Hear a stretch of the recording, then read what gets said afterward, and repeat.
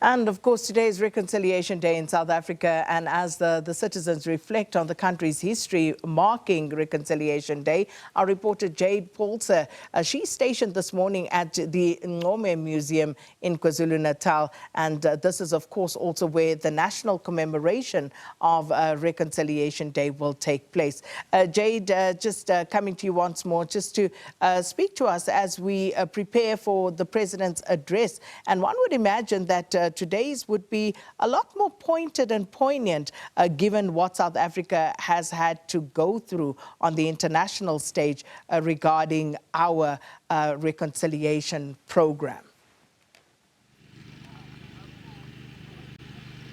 That's very true, Sakina. Welcome back to the National Reconciliation Day celebrations here at Ncome. And we've actually moved locations just to give you an overview of where we exactly are. On your screens right now is actually the Battle River, and that's where many years ago the Voortrekkers had defeated the Zulu army at the Battle of Blood River. We know that the Voortrekkers had taken a vow or a covenant, Sakina, to observe the day as a religious holiday many years ago, and this day was historically celebrated by Afrikaners, first as Dingaan's Day and later as the Day of the Vow or the Day of the Covenant, to commemorate this victory. So we are here today to basically acknowledge the injustices of the past, encouraging unity, racial harmony, and social cohesion among all South Africans. And it's very poignant, as you said, that we come here today looking at that 1893 when the Voortrekkers defeated the Zulu army. Now, I actually want to show you, if Ray Umbele, just behind the camera, can just zoom in there.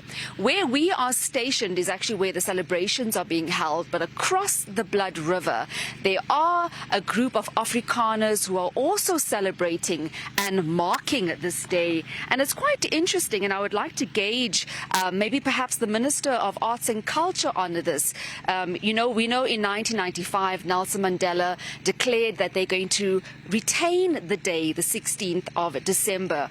And this was basically to unify and give it new meaning.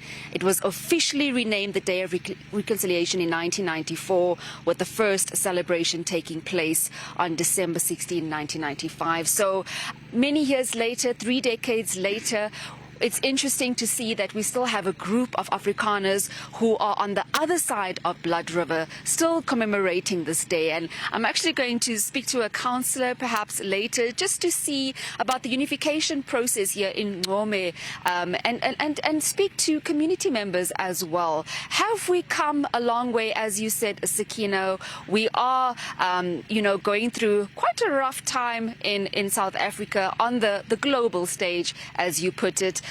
We do know that some of the Afrikaners have gone to America. There is still some tension, although we know, and we all do know, that it is fake news with regards to the genocide of Afrikaans white people. But have we come a long way in terms of reconciliation? Now, many of us back at home are celebrating this day as a public holiday, but looking at the history of South Africa, we also need to take into account that we need to acknowledge the injustices of the past.